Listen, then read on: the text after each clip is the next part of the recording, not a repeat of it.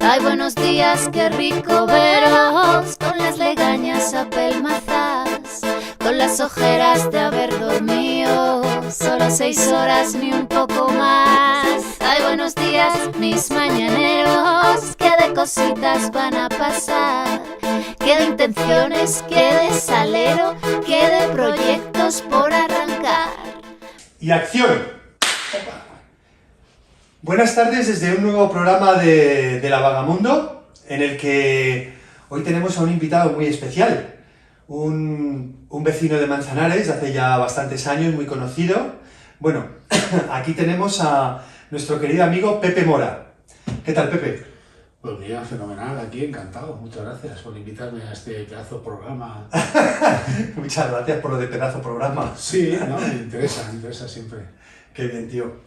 Bueno, pues nada, lo primero que quería saber es ¿cuánto tiempo llevas en la sierra y a qué te dedicas? Bueno, yo llevo 30 años ya aquí, me vine de... No puede ser. Sí. Tú eres muy jovencito. No, pues ya, ya van 30. Y, bueno, a mí me molaba mucho el campo, yo vivía en Madrid y nací en Madrid, pero me vine para acá y aquí he encontrado mi sitio en el mundo. Ajá, qué bien. Y nada, pues la verdad que yo cuando vine aquí, pues tuve que dejar algunas cosillas de Madrid que no me importaron, como era la familia o a algunos amigos y tal, que los he seguido viendo. Pero luego vivir aquí en este entorno y todo esto me ha parecido siempre guay, he salido a la montaña, me encanta vivir aquí, este es un pueblo maravilloso. Sí, la verdad es que sí. Yo que también llevo muchos años aquí, lo he visto crecer. ¿Qué te voy a contar? Bueno, lo primero, ¿a qué te dedicas? Pues actualmente me dedico a la jardinería. Ajá, Sí. bueno. Bueno, trabajo así en diversos jardines de la zona, por aquí, por Manzanares, también por Becerril y algunos por Soto. Y nada, pues ahí estamos todo el día al aire libre, curtidos ahí como el jamón serrano. A veces he trabajado con él también. Sí. Así estamos de guapos y de bonitos. Bueno, pues ya sabes que este programa es de super viajes, ¿no? De gente que se lanza a la aventura y tiene algo que contar, ¿no? Entonces, hace poco que estuve contigo, pues me contaste que habías hecho un super viaje. Alguna vez hemos coincidido en algo. Pero quiero que me cuentes aquel viaje tan especial que tienes a Marruecos y, bueno, cómo sucedió este viaje, cómo se creó este viaje y con quién. Pues este viaje, a ver, yo me fui con un amigo. A mí viajar dos, de entrada, nunca me ha... Tengo mi teoría de que viajar dos no es demasiado positivo, porque si viajas tres siempre hay una decisión que toman dos y el otro lo acepta. Pero cuando viajan dos, o te llevas muy bien o la cosa puede torcerse en algún momento, y me ha pasado. Entonces, bueno, yo sabía que con este amigo, con Rory Vázquez, que es un percusionista brasileño, que estuvo en Manzanares. dando clases, sí, y montó una batucada. Y yo sabía que con él iba a funcionar la cosa y bueno, nos fuimos a un país que ya los dos conocíamos, que habíamos bajado varias veces. El objetivo era ir a una boda, era la boda de una familia que vive en Chefchaouen, pero antes queríamos darnos un rulo por Marruecos. Y entonces en este proceso de llegar a la boda, pues pasamos por... No teníamos ruta, queríamos meternos en Marruecos y conocer sitios que no habíamos conocido. Ya conocíamos algunas cosas, ¿no? Asila, Tánger, la zona, digamos, más norte de Marruecos. Él conocía mucho Chaouen porque ahí tenía una familia amiga, y se casaban las dos hijas de la familia, las dos hijas medianas.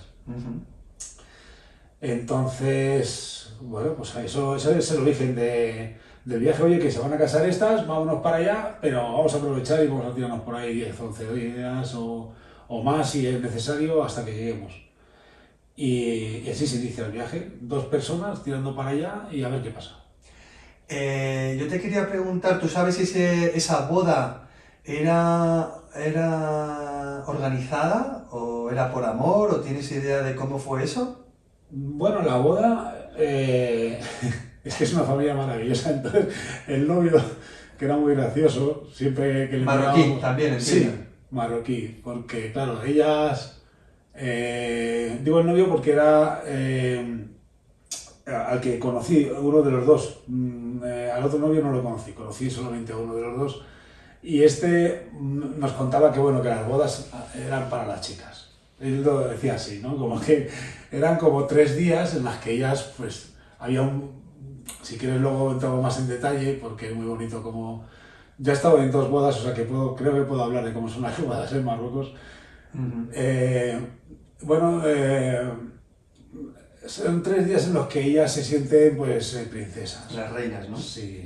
Allí, bueno, tienen ahí, las pintan de henna, se exhiben, las llevan en parihuelas por el pueblo. Tienen que probarse 6 o 7 vestidos que cada uno pesa, no sé, kilos y kilos. 100 kilos, 200 kilos, yo no sé, de verdad, una barbaridad. Joyas por todos lados. Al final de la boda tienen una cara de sufrimiento. Sí, ¿no? De agotamiento. Sí, o sea, te da hasta pena, ¿no? Y digo, joder, es que parece que lo está pasando mal, ¿no? Que está como forzada la boda, pero no, era por amor, era gente jovencita. Marruecos es un país moderno, ya no... Ya. Tiene, sí, una parte interior más profunda del Marruecos que, pues, toda la zona más bereber, más cercana, digamos, al Atlas, más hacia el sur, que es un poquito más tradicional y conserva más, pero bueno, en general en los entornos y sobre todo en una ciudad como Chauen, que es una ciudad muy turística, pues ya digamos que tienen un comportamiento bastante occidental, por decirlo de alguna manera, conservando el exotismo y la autenticidad de las costumbres de allí también, ¿no? Qué bien. La verdad es que es todo un espectáculo asistir a un evento de estos, ¿no? En un país como este musulmán. Sí, muy especial, muy bonito, muy bonito. La verdad que la boda son 3 días y muy divertido, ahí, ¿no? Sí, muy divertido.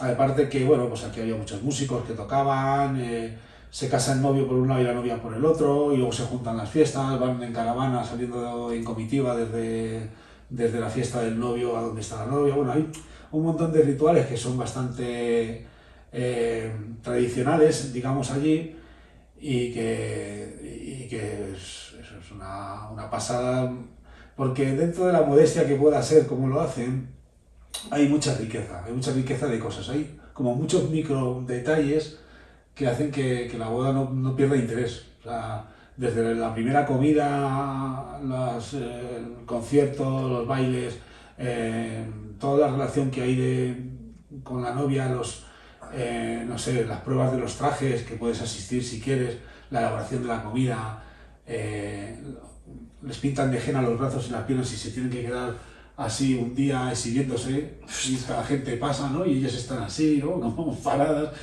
Maravilloso me parecía, porque al final ellas se sentían muy bien, o sea, lo ves de fuera y dices, es duro, ¿no? Porque la verdad que, al final... Pero imagínate que probarte 5 o 6 vestidos.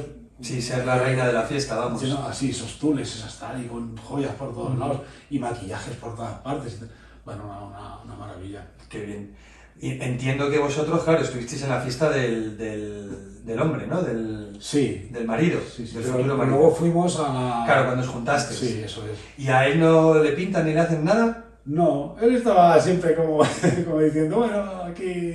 Yo voy de aquí para allá, era como un duende, era muy gracioso y muy majo. Al otro no le conocí porque hizo boda aparte también. O sea, y que igual que ella tiene toda esta ritual, ¿no? de abundancia, él hubo algo que te llamase la atención, porque por ejemplo los musulmanes no beben alcohol.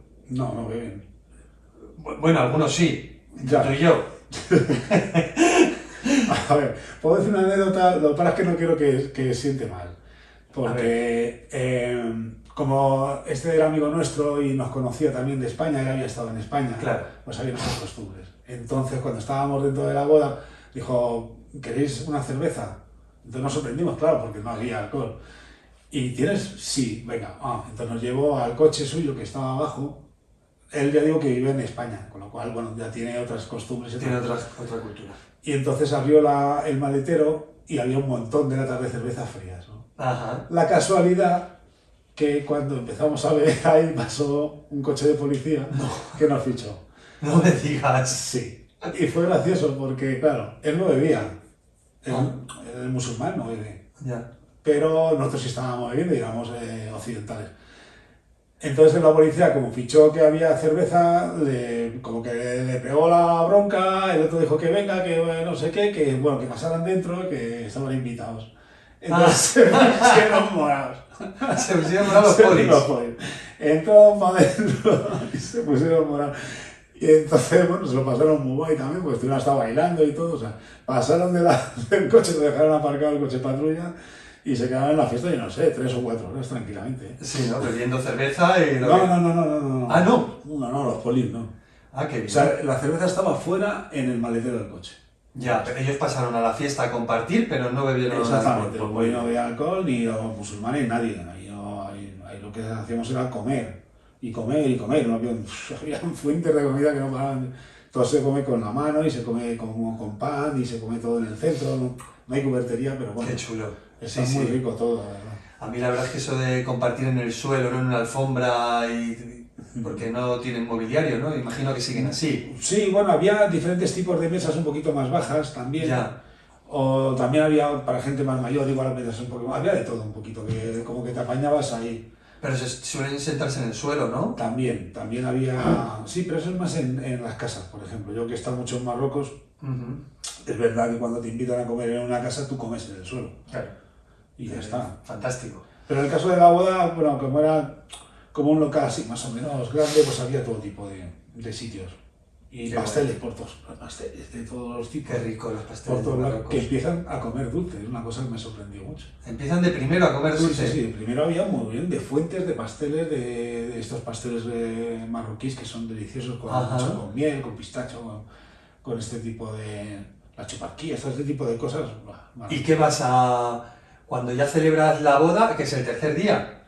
Al tercer día, claro, ahí estuvo tocando una orquesta así andalusí, violines, así iban sustituyendo unos a otros, y unos cantaban, otros tal, y bueno, durante la mañana y por la tarde había rituales que pertenecían a la celebración de la boda. Entonces nosotros asistíamos, íbamos por ejemplo a la prueba de los vestidos de la chica, que no es normal, que ellos no van. Los hombres de allí, pero bueno, como nosotros estábamos y éramos amigos de la familia, pues nos dejaban. A mí me impresionó mucho porque, claro, yo la vi probar solamente 2 vestidos, pero yo sabía que se estaba probando hasta 6, ¿no? Y era muy curioso cómo salía ella con su vestido y era a ver cuál de ellos es el que va a exhibir el día de la ceremonia. El día de la ceremonia. Joroba. Sí. ¿Y esos vestidos los paga ella, se los pone la familia o no lo sabes? No, lo paga la familia, claro, sí. O sea, que como en todas las bodas de Occidente es pastizal. Sí. Ah. No, lo que ocurre que hay un concepto de comunidad. O sea, en la boda participaban varias familias. Es decir, había un montón de mujeres elaborando la comida, había un montón de hombres que estaban haciendo toda la preparación de la fiesta y acondicionando el local. Niños por todas partes, por el pueblo se paseaba y se iban, por ejemplo había un rito que era muy chulo por la noche, que los paseaban a los novios como en parihuelas, iban con unas trompetas, esas súper tochas grandes así como 2 metros o así. Como las tibetanas. Sí, exacto, las iban tocando y llevaban también una parihuela en la que había un montón de regalos que le habían dado gente de la familia o del pueblo, pero un montón de regalos de todos los tipos y tamaños que iba también en una parihuela aparte, ¿no? Sí, la verdad que la boda esta fue muy chula. Es que eran 2, entonces se notaba que había un despliegue importante, sí. Qué bueno, qué interesante. La verdad es que estaba reflexionando sobre esta cosa, ¿no? De que, por ejemplo, en España, no me voy a ir más allá, pues una boda convencional lo contrata todo, ¿no? Vivimos en este mundo tan automatizado que tienes que contratar todo. Es más un parto que una celebración casi, porque yo nunca me he casado por un ritual normal, pero sé que se sufre. He visto a mi hermano, he visto a gente que lo ha pasado mal por todos los preparativos, por la familia, porque no quiero que venga porque bueno, no me enrollo. Lo que me llama muy la atención, tío, que eso me parece precioso, es que las familias, las mujeres, se pongan a trabajar para contribuir, para hacerla feliz ese día a esa chica, ¿no? Y que todos en comunidad hagan la comida y le hagan los vestidos y que no sea todo capitalismo puro y duro, sino que hay una comunidad de gente que te está cuidando en un momento dado para homenajear tu persona. Y eso es maravilloso, ¿no? Me parece fantástico. Además, al margen de esto, que sí, que es una cosa que, pues que gusta mucho de compartir así en comunidad y que, bueno, se juntan varias...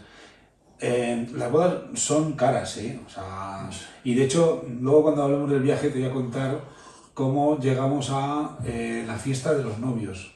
Hay una fiesta en Ibilchil, que es un pueblo, en el que hay un día al año que el Estado autoriza a celebrar bodas de gente que se conoce allí. Es como una especie de mercado, por decirlo de alguna manera, a celebrar bodas sin cobrarles, digamos, lo que es el dinero que suele cobrar el Estado por la boda, e incluso les permite divorciarse posteriormente al año siguiente si no funciona.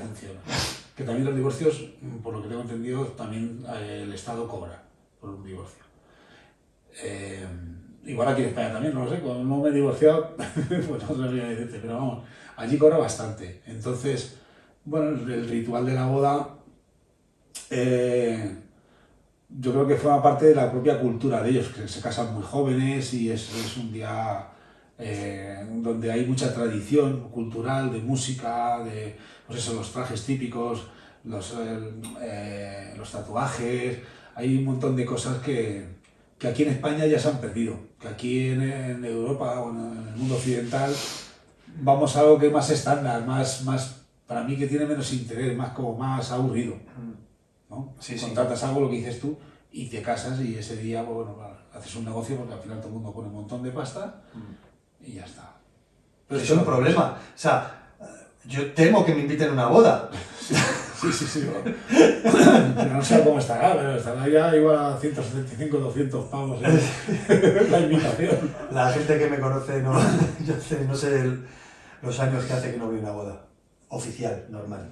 Bueno, pero tengo entendido que esto fue un momento súper bonito, pero aparte de esa celebración teníais otra intención, ¿no? Creo que llevabais equipaje pues para... Sí, nosotros salimos de Marruecos cargados de... Salisteis de España. De España, perdón. Cargados de cajas llenas de ropa. Habíamos seleccionado que fuera ropa que estuviera bien, que estuviera limpia, que de todas las tallas, para chicos, para chicas. Entonces, pues nosotros fuimos en una Volkswagen Transporter, que es una furgoneta tipo normal, vamos, de circulación normal, no es alta ni... Y no estaba, no la habíamos camperizado ni nada, o sea, solamente quité los asientos que están detrás del conductor y del copiloto y quedó eso diáfano. Y ahí, claro, y ahí metimos las cajas. Entonces íbamos como con, yo qué sé, 12, 13 cajas, hasta arriba de cajas. Hostia, y con intención de dormir en el furgo, entiendo. Sí, entonces todas las noches teníamos que mover las cajas, que era una movida que no veas. Ya nos acostumbrábamos a que toda la noche pues íbamos, claro, la idea era irse soltando de todo ese material. Aparte de eso llevábamos también pues calzado, llevábamos cuadernos, lápices, globos, un montón de cosas llevábamos para los chavales, para la gente de por allí. Entonces sí, claro, eso fue, como nuestra intención era perdernos, era no hacer una ruta, sino digamos rellenar el tiempo desde que salimos hasta la boda, pues no sabíamos muy bien dónde íbamos a ir y nos apetecía hacer este intercambio cultural o este acto solidario, como lo quieras llamar, con la gente de allí, llevando cosas que aquí nos sobran y que allí, sobre todo el calzado especialmente, es una cosa que yo os recomiendo que si vais a Marruecos y podéis llevar calzado que esté en buenas condiciones, lo van a agradecer muchísimo, porque en las zonas del interior de Marruecos, que es un contraste grande con las capitales, tipo Marrakech o yo qué sé, o Fez, o Tetuán. Sí, Casablanca. Pues la parte interior es son zonas muy pobres, que no tienen de nada. Entonces cualquier cosa que les lleves, para ellos es una maravilla y te están muy agradecidos. Ajá. ¿Y entonces qué ibais con las cajas? ¿Dónde os metisteis? ¿Os fuisteis al Atlas por los pueblos? ¿A qué zona o por donde vosotros más o menos pasabais? ¿Veíais qué tipo de necesidades podían tener? ¿Os poníais en contacto con el alcalde de la población? ¿Qué hacíais? No. Nosotros, bueno, es que también,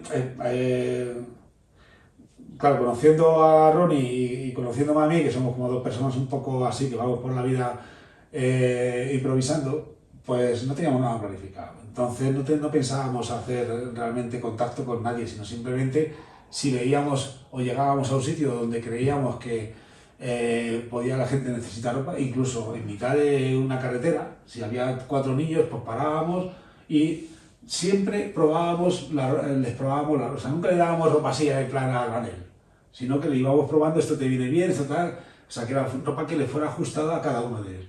Ya había momentos de absoluto delirio, o sea, había pueblos en los que llegábamos que de repente todo el pueblo entero, pues yo no sé, puedo decir sinceramente que 50, 60 personas se reunían en torno a la furgoneta. Sí.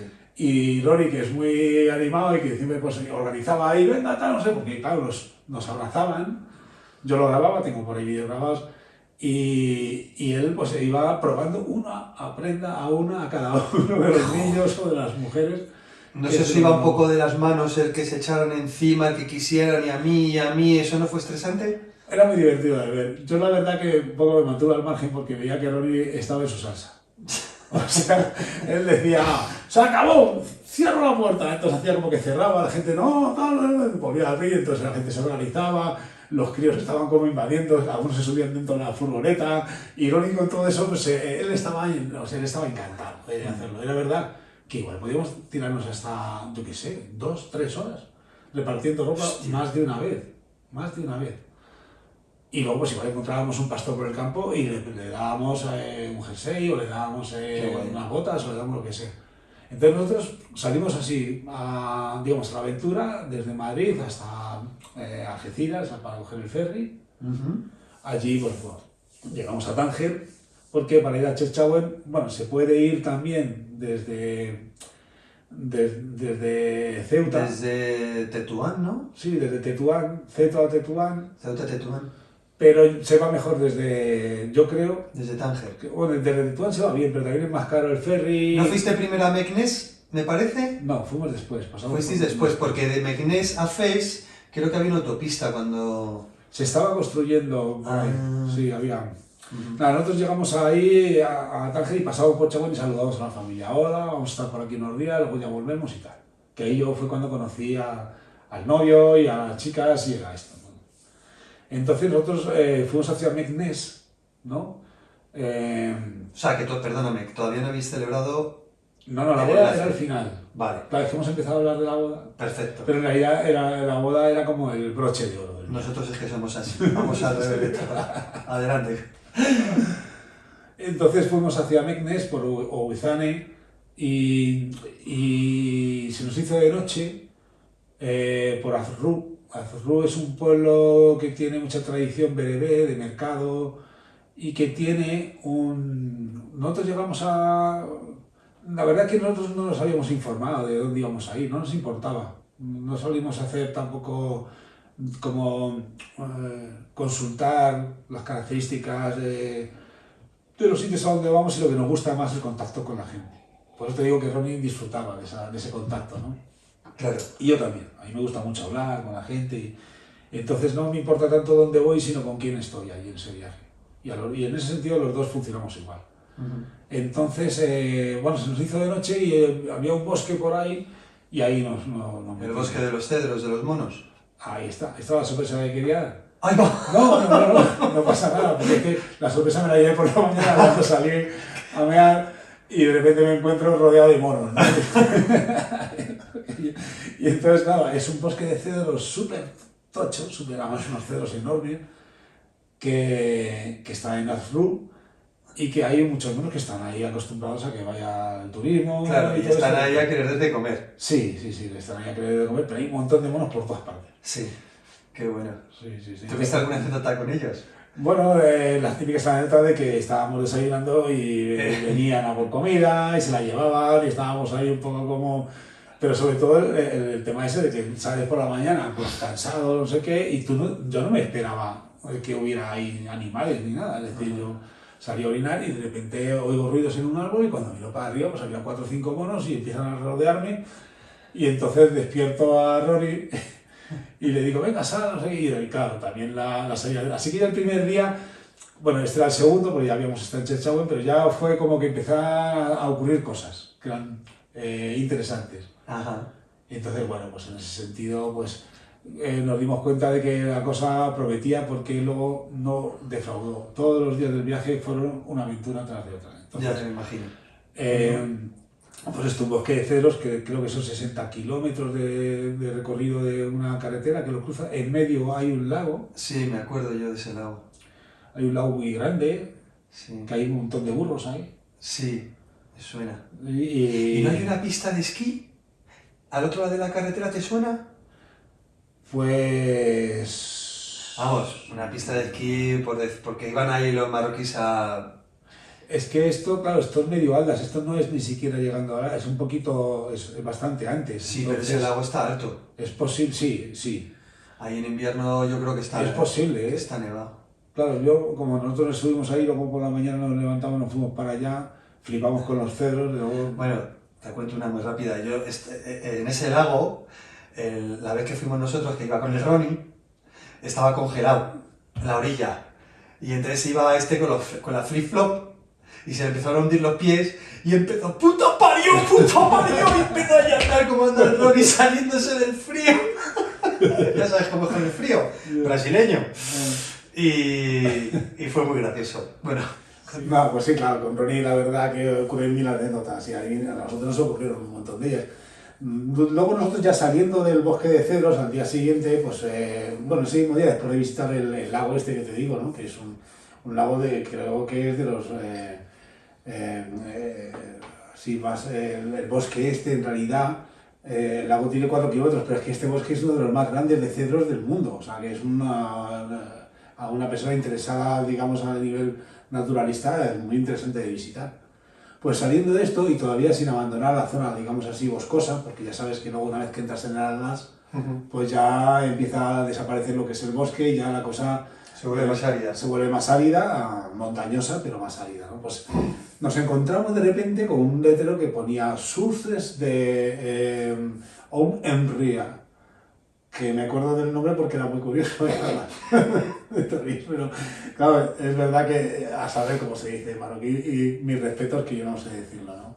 Pues nos encontramos con un sitio que era una flipada, porque era una cola de caballo, de agua, que caía de un manantial que venía desde arriba y había pues una hendidura, un río, un manantial súper caudaloso, súper intenso y alrededor, a los dos lados del río este, pues había pues terrazas que estaban acondicionadas para el turismo local, porque ahí no vimos a nadie extranjero.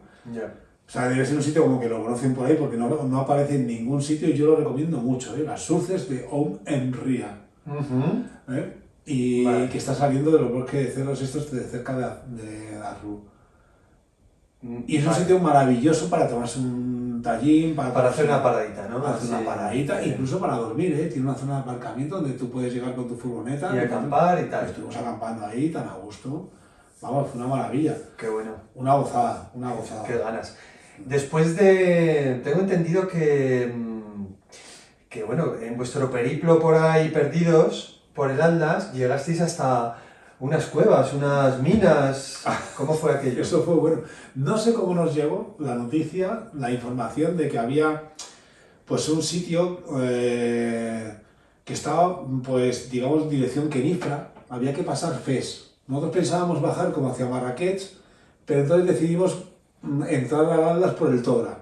Como íbamos sin ningún tipo de dirección, pues en vez de bajarnos hacia la derecha, digamos, en el mapa, digamos, hacia el sur oeste, pues nos fuimos un poco hacia el este y pasamos Fes sin pasar por Fes, lo bordeamos, dirección Kenifra, y empezamos a ver un paisaje completamente distinto, pues que nos encontramos con una zona que había mucha arcilla, mucha pues incluso había hasta un lago así como muy grande que todo era arcilloso alrededor, es como una vasija enorme, ¿no? Una pasada. Y allí pues se vendía muchas vasijas, muchos tallines y este tipo de cosas. Nuestra dirección era encontrar un punto que nos habían hablado, que era una zona donde se extraía, donde había habido una mina de cobre antiguamente y donde la gente estaba extrayendo minerales que luego se vendían por la zona. Muy típico, tú que has viajado por Marruecos, ¿no? Conoces que ahí, pues en cualquier punto de la carretera, pues de repente hay alguien que te vende pues unos cristales de estos de cuarzo, pues azurita, malaquita, dolomita, pues, unos colores así, azules, verdes intensos, blancos, ¿no? Cristal de formas prismáticas. Bolas esas de geoda, ¿no? Sí, bolas de geoda. Y entonces pues, fuimos ahí y que esta gente la corta a base de martillo, ¿no? Y es muy rústico todo, pero bueno, te las venden. Hay veces que es verdad que son un poco de pego, ¿no? Que te venden cualquier cosa. Hay que andar con ojo cuando vayamos a comprar este tipo de cosas porque te pueden dar... Me acuerdo, se me destiñó el lavabo, tío, de rojo, sí, por la geoda roja que pillé la primera vez que fui. Bueno, sí, claro, hay que ver bien eso. Andarse con ojos, sí. Y bueno, y entonces, no sé si fue en este sitio, bueno, lo de la mina de cobre. Sí, llegamos allí y allí fue el primer punto raro que encontré. O sea, había habido una energía hasta ahora que todo fluía de la hostia, pero de repente llegamos de noche ya, nos habíamos metido habíamos dejado abandonado la carretera esta de arcillas, que era toda una zona pues completamente roja, ¿no? Con todo un paisaje arcilloso muy flipante, desprovisto completamente de vegetación, eso sí, y con muchos hornos a los lados de la carretera. Recuerdo muchos hornos que eran como agujeros grandes donde cocían la arcilla y donde hacían pues una vez que formaban el molde, pues lo dejaban ahí cociendo y hacían como una especie de horno. Eso lo podías ver a los lados de la carretera. Qué chulo. Y abandonamos en dirección a esta mina de cobre que se llama Kerrouchen, en busca de a ver qué había ahí. Se supone un poblado de mineros que estaba activo ahí, que seguían viviendo ahí. Esas minas de cobre fueron abandonadas hace tiempo, pero bueno, como nos dijeron que era interesante, nos metimos para adentro. De repente la carretera desaparece y nos metemos en una pista. Tuvimos que cruzar un río de unas dimensiones bastante anchas, te puedo hablar de unos 20-30 metros, que tenía un puente de troncos de madera, delicados para cruzar. De hecho, Ronnie se bajó para indicarme, oye, por aquí, por allá, porque temimos que no pudiéramos cruzarlo, y seguimos avanzando hacia adentro, en un valle que ibas al lado de un río. Eso nos interesaba porque al final nosotros buscábamos sitios donde poder pernoctar, que estuviéramos al lado de un río para asearnos por la mañana. Y llegamos ya de noche. Y entonces, claro, al llegar de noche a un sitio donde de repente no veías muy bien lo que había, salvo es verdad, en unos poblados se veía como en una ladera que había como casetas y gente que andaba por ahí pululando, eran todo hombres. No veías ninguna mujer ni nada. Sí recuerdo a algunos niños con los que estuvimos dándoles ahí algunas cosas de las que llevábamos, algo de ropilla de la que teníamos, o incluso me parece que les dimos también algunas pinturitas y cosas de esto. Pero algo ahí había extraño, como que era como el fondo de un valle metido ahí.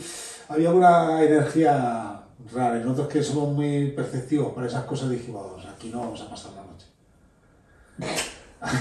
No sé por qué, ¿sabes? Porque esas cosas no te ha pasado, ¿no? Cuando viajas que de repente llegas a un sitio y dices, aquí no duermo. Aquí no. Y nada, pues nos fuimos para atrás, habíamos ya bicheado a algún sitio y sí, llegamos a un sitio que habíamos visto que había como una cunetilla y dejamos ahí la furgoneta aparcada y decidimos pasar la noche ahí. Al poquito de aparcar vemos que bajan 2 o 3 niños y dijimos, joder, 2 niños aquí de repente, medio de noche. Y un chavalín medio en francés, medio en árabe, que yo sabía francés, pero árabe no, pues nos dice que su padre le había dicho que la furgoneta no la dejásemos ahí, que la echásemos un poquito más para adelante porque ahí teníamos un riesgo de avalancha. Es verdad que efectivamente encima de nuestro pues había rocas y así estaba bastante irregado el terreno. Pero claro, la aparición de los niños nos sobresaltó un poco, nos pareció muy, muy curiosa.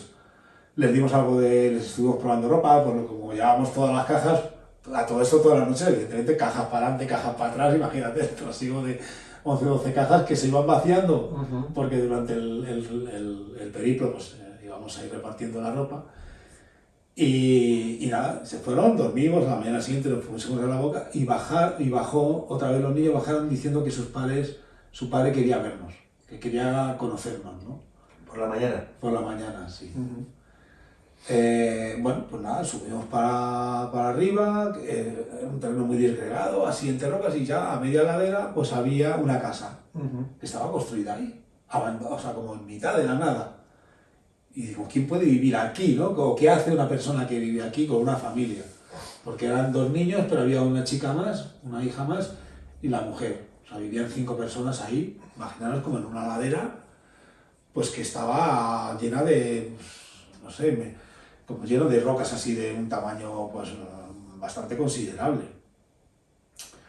Así que descubrimos que este hombre tenía un curioso oficio, que era el responsable de una cueva que había al lado de su casa que registraba movimientos sísmicos y mandaba esa información a Canadá y a México y a no sé qué otras partes del mundo. Qué curioso. Sí. Qué interesante. Sí.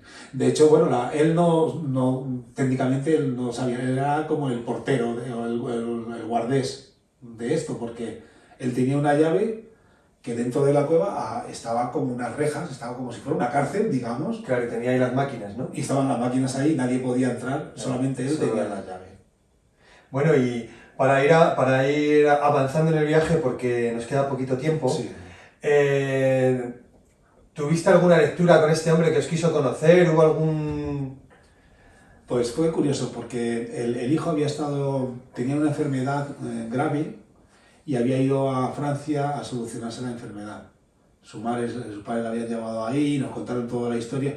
Y lo más gracioso de todo, aparte de que nos invitaron a comer, estuvimos en el suelo comiendo, como dices tú, ¿no? Que se come allí así y comiendo lo que nos ofrecía la chica y la mujer del hombre.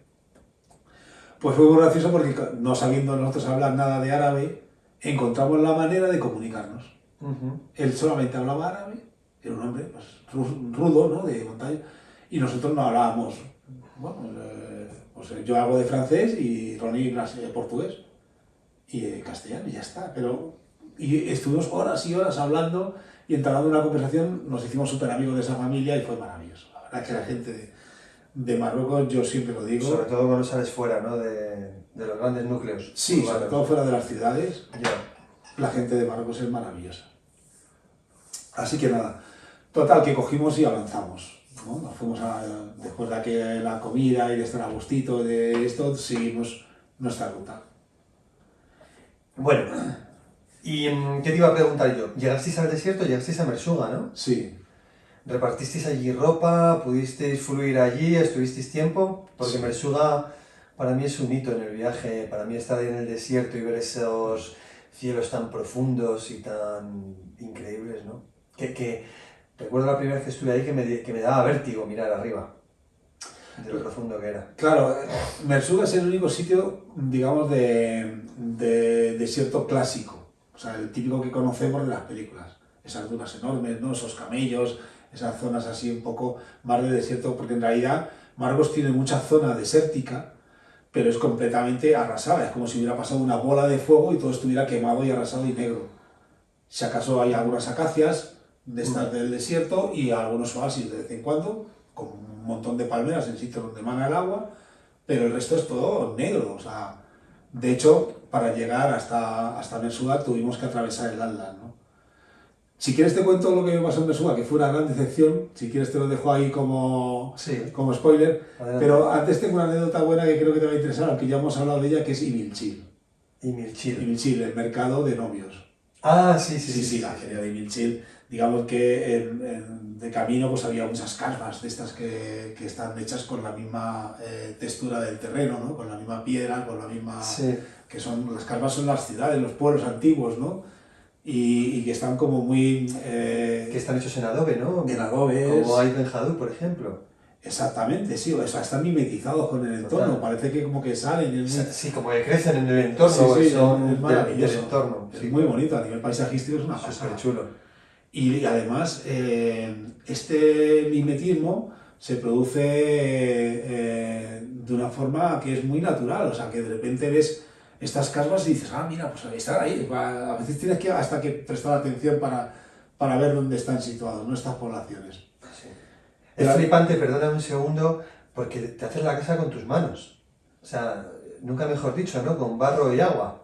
Sí, sí, son tierras grises súper pobres, o sea, no tienen, en realidad esa tierra no tiene ningún interés a nivel estético, es la propia tierra del terreno. Sí, sí. Pero se hacen unas casas y poder hacer algo tan orgánico, ¿no? Con tus propias manos es muy interesante, ¿no? En comparación con las casas que tenemos allá a nuestro alrededor. Pues todas son así. Y ellos, este sentimiento de vida comunitaria yo creo que se genera a partir de ahí, de llegar a un sitio y con los mismos recursos que tienes en el terreno, pues digamos que hacer tu vida y hacer comunidad. Ya. Este recorrido que hay entre esta zona que os digo y Vilchil es una pasada. O sea, yo sí tengo que recordar alguna de las zonas más bonitas a nivel paisajístico que recuerdo es este tramo entre Kenifra y Vilchil. Si alguna vez andáis por Marruecos, hacerlo porque hay unas tierras, aparte de estas casas, pues hay unas tierras violetas, completamente, que están como reverdecidas, hay tierras amarillas, hay pueblos aislados que están hechos del mismo material, es muy curioso. Hay muchos cultivos. Uno de los pueblos, que era muy bonito, en una zona que era un valle enorme, nos resultó curioso porque era un pueblo bastante grande, que había muchos cultivos alrededor y todas las casas, todas tenían una antena parabólica. Hasta el último rincón del mundo, el más aislado, la televisión estaba ahí, ¿no? Entonces, bueno, sí. era un poco así. Bueno, voy a pasar rápido por Imilchil porque ya lo he comentado antes un poco. Es esta feria en la que de repente pues, los novios se encuentran, se casan, ya hemos hablado un poco de esto. Había un festival también de música náhuatl. Música náhuatl es la música, digamos, que se toca y se canta allí en Marruecos, que proviene de la zona de Mali y de Senegal, de la zona más negra de allí, mezclada con la cultura árabe y esto. Y bueno, es una zona muy ya más berebé, más tribal, más de tradición. Toda esta zona de la que te estamos hablando ya es una zona pues que se ve ahí. Bueno, pues este mercado, pues ahí hay unas 30.000 personas, las mujeres buscan, eligen a sus maridos, se monta un mercado alrededor enorme. ¿Buscan a sus maridos? Sí, es un mercado montado para que las mujeres busquen marido, más que para que el hombre busque a la mujer. ¿Y qué se da a cambio? O sea, ¿se da algo a cambio? ¿Lo hacen porque simplemente les gusta, como si fuera un Tinder o...? Bueno, las muchachas jóvenes así como que se visten de gala, ¿no?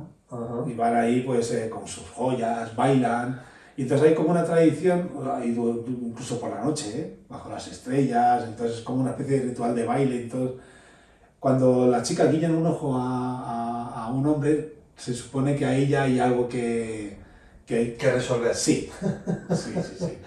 Si están de acuerdo, pues se le dan la mano. Esa es la tradición, ¿no? de esa fiesta, que eso viene de muy antiguo.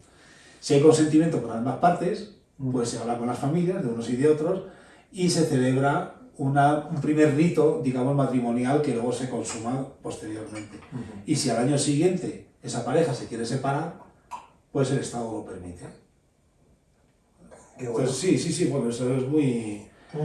Si el matrimonio es infeliz, por lo que sea, pues hay un divorcio. Y entonces ese divorcio, que en Marruecos cuesta bastante dinero, pues como se ha contraído en esta fiesta, en este festival de los novios, pues se deshace de forma, digamos, más normal.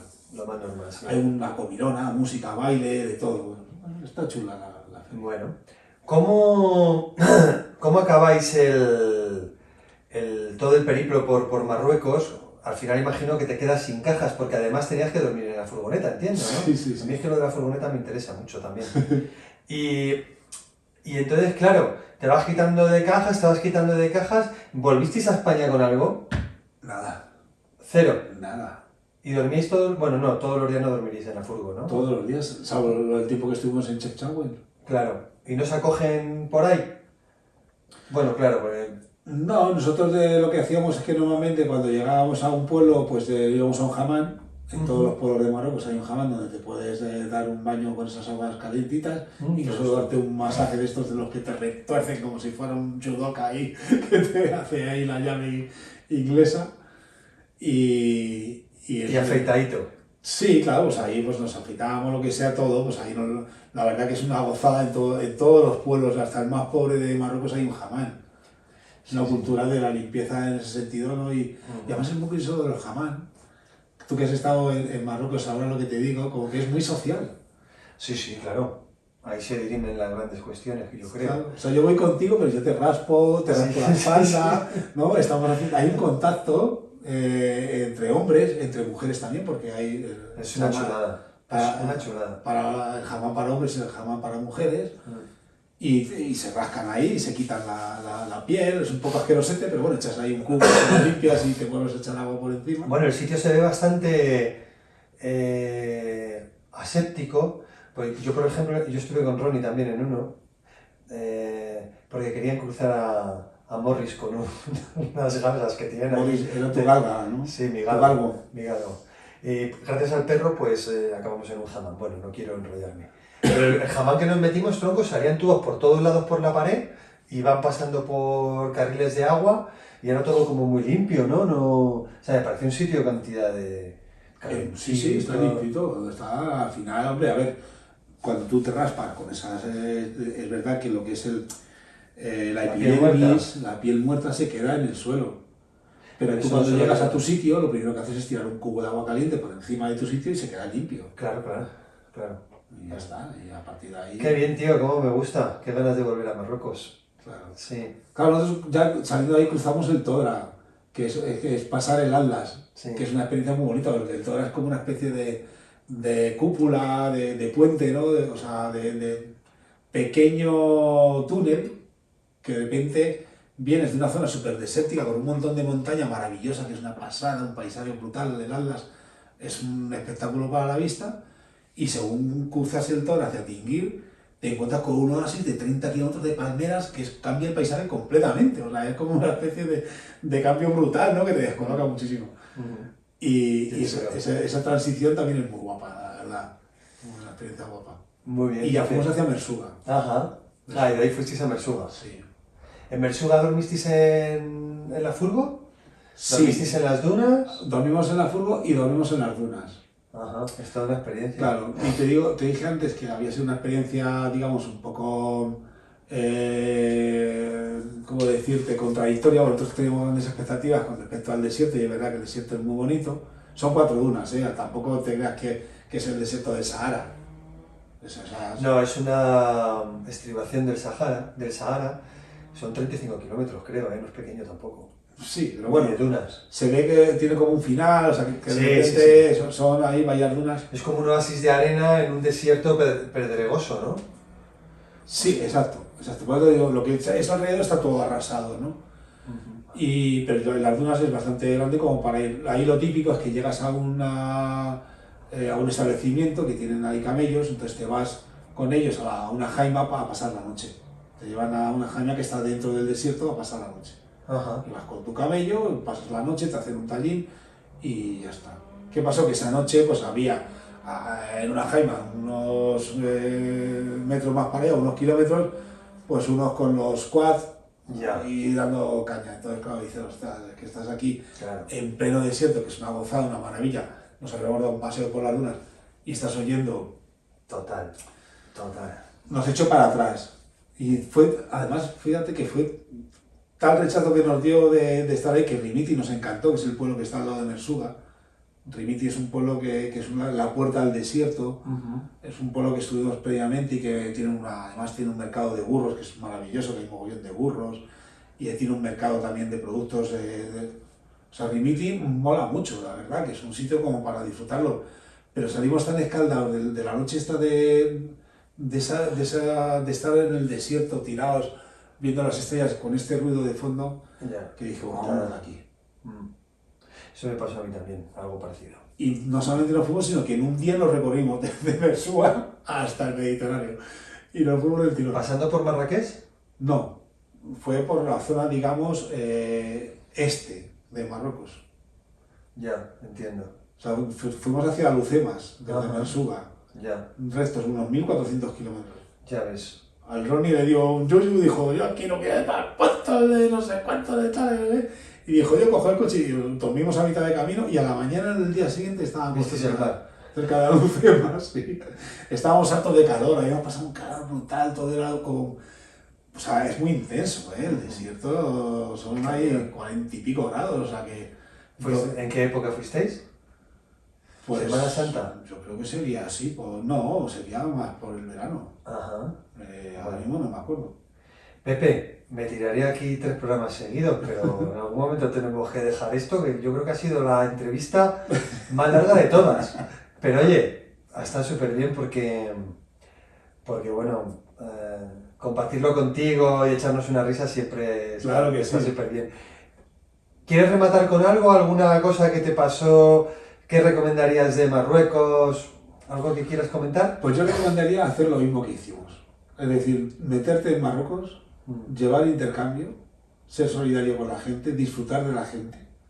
Whisky no, ¿eh? No. y dejarte llevar por la cultura y por los paisajes que son maravillosos, son súper cambiantes. Nosotros ya después del Mediterráneo nos fuimos a Chechagüe y ya hemos contado la parte de la boda. Y bueno, sí, que en el Mediterráneo había algo que es muy interesante de Marruecos, que es el hachís. Nosotros nos metimos sin querer en un cultivo de marihuana, es lo que había. Sin querer. Sin querer, Lo sin sé, querer. lo sé. Totalmente, pero claro, nos vimos como que de repente ya de noche y ya llegamos a un sitio donde no podíamos ni ir para adelante ni para atrás. Hicisteis una hoguera con la poca plantita que había alrededor. Y bueno, eso hay una materia prima que hay y yo no sé, yo lo dejo ahí. Y entonces, pues que tiene muchos alicientes en Marruecos, ese es uno de ellos. Y entonces, sobre todo la gente. Yo guardo un gran recuerdo de la gente de Marruecos, me parece gente encantadora, con las que me han ofrecido por la mañana dando un paseo en cualquier pueblo un huevo frito en ese aceite que ellos hacen, ¿no? De sus olivos. Y ese trato de querer conocerte, de querer saber de ti. Sí. Y eso es lo que más me parece bonito, porque irte a las grandes ciudades como tipo Marrakech, Casablanca o Rabat, de este tipo, tiene su interés, pero me parece que viajar por el centro de Marruecos es lo que realmente mola de ir a Marruecos. Claro. Es donde recibes Marruecos con profundidad, ¿no? Que Sí, te envuelve y te enamora. Pues muy bien, Pepe, tío, que muchísimas gracias, hermano. A ti, muchas gracias por este programa, que es muy chulo, Sí. y que la gente que siga viajando, que la vida es para Sí. disfrutarla y conocer y Y salir del círculo de control, ¿no? Sí, sí. Está muy bien. Bueno, pues nada, señoras, señores, que aquí os despido con mi amigo Pepe, que espero que os haya gustado este nuevo episodio, viaje por Marruecos, y nada, hasta la próxima, nos vemos, chao.